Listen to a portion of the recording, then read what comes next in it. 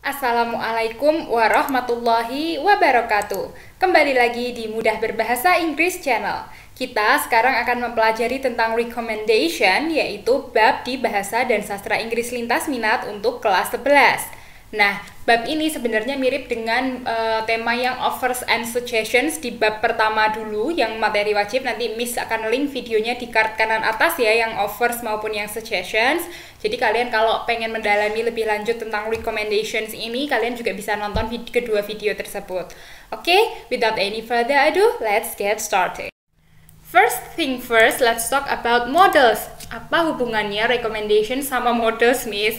Jadi gini, kalau kalian ingat dulu di pelajaran kelas 10 lintas minat itu kita ada materi models ya. Kalau kalian lupa, Miss akan link di card kanan atas videonya tentang models. Jadi gini, models di bahasa Inggris itu kan ada banyak sekali.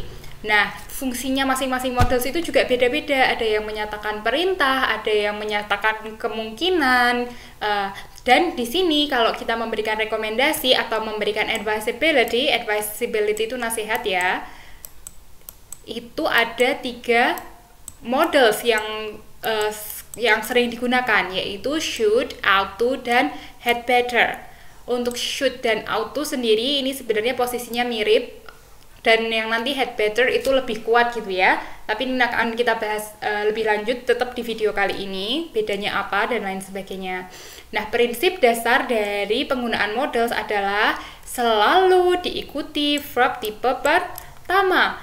Nggak boleh ada es atau es-nya, ed-nya di verbnya atau ing-nya. Ingat ya, nggak boleh, hanya boleh verb one. Oke. Nah, yuk kita pelajari tentang menggunakan should, ought to, dan had better untuk memberikan nasihat ya.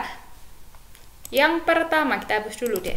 Nah, we use should, ought to, and had better to give advice or make recommendation. Jadi kita pakai ketiga jenis model verbs ini untuk memberikan advice, nasihat, dan juga rekomendasi. Jadi kalau kita artikan nanti ini bentuknya nasihat atau rekomendasi. Kita lihat yuk contohnya. You'll catch a cold if you go out like that. Kamu bisa demam gitu ya, kena flu kalau kamu keluar rumah dengan baju kayak gitu. You ini bisa pakai should, bisa pakai ought to, bisa pakai had better. You should take a hat, or you ought to take a hat, or you had better take a hat. Nah, ini bentuknya saran gitu ya, ngasih saran. Kamu sebaiknya pakai topi. Nah, take di sini ingat adalah verb one tanpa s, es, ed maupun ing. Kita lihat poin kedua. We prefer to use should when the recommendation is in passive voice. Tapi kalau bentuk rekomendasinya adalah di kalimat pasif, ingat ya di bahasa Indonesia ada kan kalian kalimat aktif dan kalimat pasif. Nah, kalau rekomendasinya adalah di bentuk kalimat pasif, itu kita pakainya should. Kita lihat ya rumusnya, nanti pelajaran passive voice ini akan kita bahas di semester kedua ya. Mungkin kalian belum familiar dengan rumusnya. Nah, kita lihat dulu yuk kalimatnya jadi seperti apa. The manual says that the computer should be disconnected from the mains before the cover is removed. Nah, kita lihat loh Miss, tadi kan Miss bilang kalau verbnya yang kalau ada model selalu diikuti verb tipe pertama, nggak boleh ada ses, ing ataupun ed. Kok di sini ada ed-nya? Nih ya, kata disconnected. Padahal di sini juga ada should. Should kan models. Oke, nah ini dia yang jadi tricky. Jadi untuk kalimat pasif, modelsnya itu bentuknya jadi di sini adalah verb tipe ketiga gitu ya, disconnected-nya. Mungkin nanti kalau yang di kalimat past juga biasanya kita pakai should have verb 3 juga. Nah, itu yang kalian harus bisa membedakan kapan dia models ini ada di kalimat aktif, kapan ada di kalimat aktif present, kalimat aktif past. Kalau kalimat aktif past itu jadi should have verb 3, dan kapan juga should ini ada di kalimat pasif. Kalau di kalimat pasif rumusnya jadi should be verb 3. Kayak gitu ya, jangan sampai kebalik. Tapi poin pentingnya di sini adalah kalau ada kalimat pasif kita pakainya should ya, bukan pakai ought to, bukan pakai had better. Nah, tadi Miss kan bilang kalau should sama ought to mirip. Terus kalau had better gimana? Kalau had better itu kita tidak bisa pakai had better to talk about past or to make a general comment. Jadi kalau past dan general comments kita pakainya should atau ought to ya. And it's because kenapa nggak bisa dipakai? Karena had better itu stronger than should and ought to. Contohnya nih, the builders should or ought to have finished by the end of this week. Had better have finished nggak bisa ya pakai kata ini. Kalau ada modal tambah have tambah verb 3 itu kan past, ingat rumusnya past. Nah ini nggak bisa, had better nggak bisa dibentuk past. Terus had better also often implies a warning and more common in speaking. Kita pakai had better itu untuk memberi warning, memberi peringatan, dan juga biasanya di spoken English untuk di percakapan sehari-hari. Contohnya nih, you had better take care on that, if not it can hurt your hand. Kamu sebaiknya hati-hati nih sama benda tersebut, kalau enggak bisa melukai tanganmu loh. Nah ingat, ini kan bentuknya warning ya, jadi ada resiko yang harus kamu tanggung kalau kamu tidak mengikuti saran dari orang tersebut gitu. Nah kalau sarannya tadi itu kalau nggak kamu ikuti beresiko, itu kita pakainya yang had better tadi, karena had better is stronger, jadi supaya orangnya lebih merasa perlu mengikuti saran kamu. Kalau nggak bisa ini tadi beresiko, misalnya tadi kepotong tangannya gitu ya. Kalau had better rumusnya sama ya, had better juga sama diikuti verb one. Dia bisa pakai yang bentuk past. Oke, ingat nggak bisa pakai bentuk past. Oke, nah di bab kali ini kita akan ngomongin tentang recommendations. Bentuk recommendations itu ada banyak ya, ada beberapa dan kita akan bahas satu-satu. Yang pertama tentang suggestion. What is a suggestion? Suggestion is an idea or a thought that someone proposes. A suggestion is optional. It means that one can accept or reject the idea. We usually ask for suggestions from others when we have to choose from some alternatives and we feel hesitant or doubtful. We are not sure whether our choice is right or not. Jadi kapan sih kita pakai suggestion? Suggestions itu bentuknya ide atau pemikiran yang diajukan oleh seseorang. Dan biasanya suggestion itu bisa kita terima, bisa juga kita tolak. Kenapa atau kapan kita membutuhkan suggestions? Kalau kita punya beberapa alternatif dan kita merasa hesitant and or doubtful, itu ragu-ragu gitu terhadap pilihan yang ada. Sebaiknya pakai yang mana ya yang diikuti. Nah itu kita biasanya butuh suggestion. Dan kita nggak yakin apakah pilihan kita itu benar atau enggak. Makanya kita kayak nyari second or third opinion. Next, ini ada beberapa ekspresi untuk mengungkapkan suggestions. Contohnya yuk kita lihat. Why don't you, titik-titik ya, why don't you go with your brother to watch a movie? Atau di kalimat yang how about taking a picture with Shakira? Nah, untuk frase ekspresi yang pertama dan kedua ini, itu dia biasanya digunakan di kalimat yang informal gitu ya, karena kamu nggak force your idea to others, kamu nggak memaksakan si ide kamu ke orang lain gitu. Oke, level pertamanya itu nggak terlalu formal. Tapi kalau kamu mau ke ekspresi yang netral dan bisa digunakan untuk kalimat formal dan informal, kamu bisa pakai kata suggest. I suggest you stop the car now. Nah, itu lebih netral. Kalau mau yang kuat, yang forceful gitu ya, and give the idea if you don't follow the suggestions you will experience the negative effect. Ingat kita tadi pakai had better. You had better see the doctor. Kalau nggak ketemu sama dokter bisa tambah parah nih nanti penyakitnya misalnya gitu.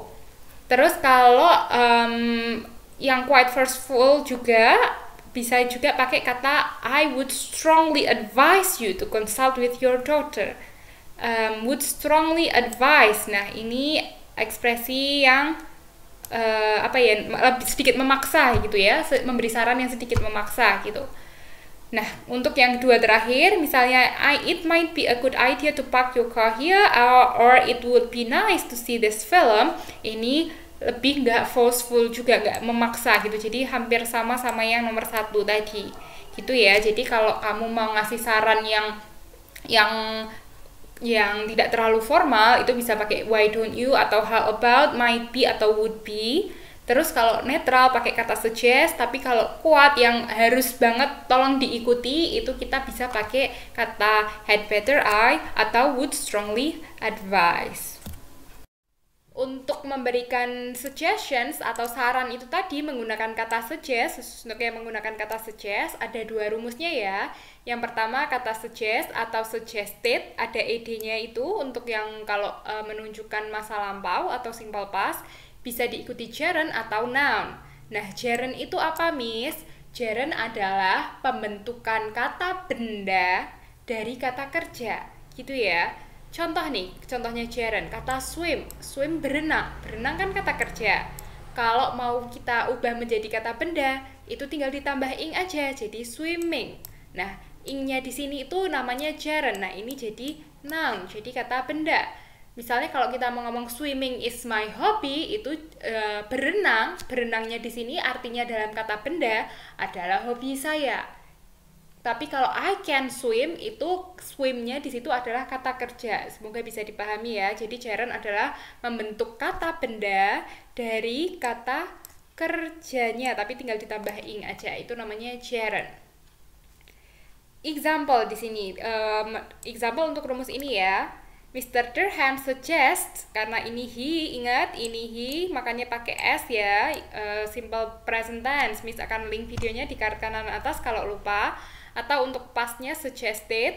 Nah, ini diikuti gerund yang pertama having. Have itu kata kerja, tapi ketika ditambah ing jadi kata benda, having a meeting.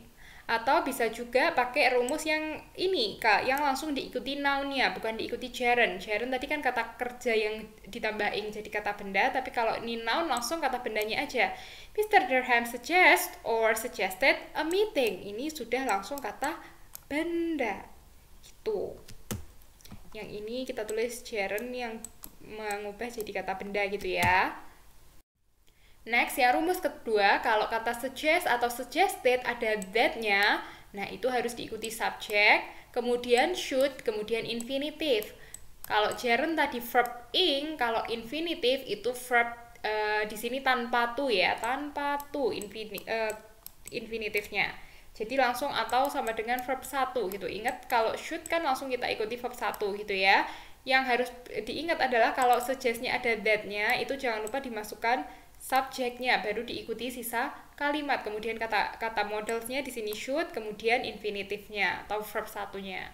Contoh, Mark suggest, ya, Mark, kemudian ada kata suggest, ingat ada s-nya karena ini he, Mark, that, kemudian ada that-nya. Kalau ada that berarti diikuti subjek, that he should sell his house immediately.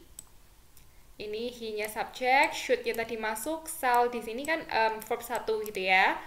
Kemudian kalau contohnya simple past yang menggunakan ed, Mark suggested, sama rumusnya, that masuk, we sebagai subjek, should come early, should diikuti come, di sini adalah verb 1. Gitu ya rumusnya kalau menggunakan kata suggest atau suggested.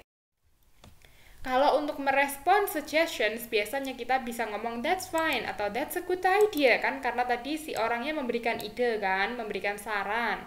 Atau kalau kamu mau nggak setuju dengan saran tersebut, kamu bisa ngomong that's not a good idea atau I don't agree with you. Seperti itu. Next, about recommendation. Tadi udah suggestion, sekarang recommendations. Kita lihat ke ekspresinya dulu ya. Asking for recommendations, contohnya biasanya kita ngomong dengan kata would do you recommend I take for an unrelating headache? Atau do you have any recommendations for a good hotel in Paris? Or can you recommend a suitable dish for dinner? Jadi untuk tanya recommendation biasanya pakai ekspresi ini ya.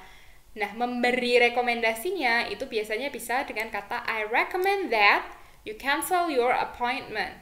My recommendation is that we begin the sales program in May. Gitu. Ini biasanya kita menggunakan kata-kata ini untuk memberi rekomendasi. Nah, ada rumus khususnya nih kalau menggunakan kata recommend atau recommended gitu ya. Ada 3. Yang pertama, kalau this is the sentence pattern to make recommendations. First, Kata recommend atau recommended diikuti gerund atau noun, sama seperti suggestions tadi. Gone with the Wind, ini judul ya, judul novel. Is a good novel, benar kan? Gone with the Wind is a good novel, ini satu kalimat. Mr. James recommends reading it. Langsung diikuti gerundnya di sini.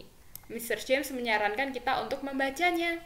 Atau kalau yang diikuti noun, kalimatnya jadi Mr. James recommends Gone with the Wind, langsung. Mr. James merekomendasikan bendanya langsung, maksudnya Gone with the Wind novel. Next, kalau kata recommend atau recommended ada diikuti objek dulu, baru kemudian ada to infinitive. Nah, ini penting ya, infinitifnya ada to-nya dulu sebelumnya, baru verb 1.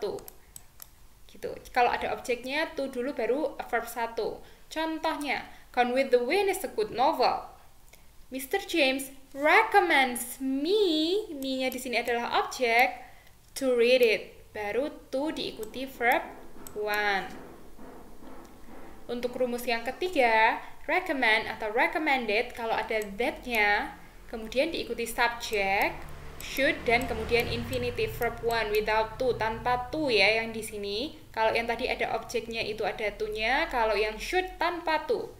Contoh, Mark recommends that he should sell his house immediately. Recommends, kata recommends ada that-nya, kemudian he-nya di sini sebagai subject, kemudian should sebagai modal, terus kata sell verb 1 without to. Atau bisa juga contoh kedua, Mark recommended untuk simple past-nya that we should come early. That kemudian we-nya adalah subject, should adalah modals, dan come adalah verb 1 tanpa to. Oke, so in conclusion, bedanya apa sih, Miss? Tadi ada suggestions, ada recommendations, ada advice, ada idea. Itu tuh ada bedanya apa enggak? Well, ada bedanya ya. Kita lihat, ini penting banget. Suggestions are weaker than recommendations. Jadi kalau kita ngasih saran itu lebih lemah gitu daripada kita ngasih rekomendasi. Kenapa? Because the suggestions given are not based on the suggestions giver's experience. Karena saran itu bukan berdasarkan experience pengalaman pribadi si orang yang ngasih saran. Tapi cuman instead stuff they have heard, seen, or read in the past. Tapi cuman kayak apa yang sudah dia dengar, dilihat, atau baca di waktu lampau. Dulu tuh kayaknya kalau kata orang dulu misalnya, kalau masuk angin suruh makan jahe gitu misalnya. Dia tapi belum mempraktekkan sendiri. Terus kamu tanya nih, kamu ada saran nggak aku masuk angin nih? Oh, makan jahe aja, kata orang dulu itu efektif loh untuk meredakan masuk angin. Nah, itu masuknya ke suggestions karena belum menjadi pengalaman pribadi. Tapi kalau recommendations are the opposite of suggestions.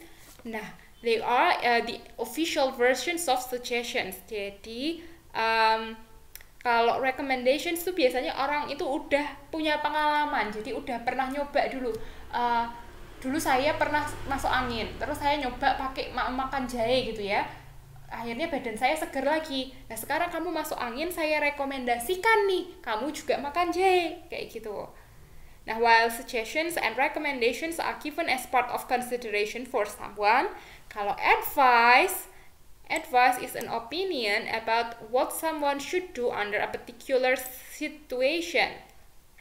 Kalau advice itu lebih ke nasihat, apa yang sebaiknya seseorang lakukan pada waktu tertentu.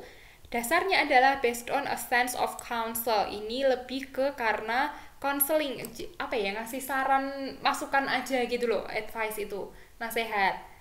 Unlike advice, kalau ideas beda lagi. Kalau ideas come by processing them in the mind with existing background knowledge. Kalau ideas itu lebih ke kamu tiba-tiba punya sesuatu yang terlintas di kepalamu gitu. Nah, kok bisa ada lintasan ide tersebut, itu biasanya memang dipengaruhi the existing background knowledge, kejadian masa lampau, atau kamu pernah baca atau apa, mirip sama suggestions, tapi ini lebih ke cuman ide yang ada di kepala aja terus kamu tuangkan. Therefore, ideas are personal and can be different from one person to another. Jadi ide memang berbeda antara satu orang dengan orang yang lain karena isi otaknya setiap orang kan beda-beda. Gitu ya, semoga bisa dipahami. Well, I think that's all for today's materials. Thanks for having me today, and I'll see you soon, students. Wassalamualaikum warahmatullahi wabarakatuh.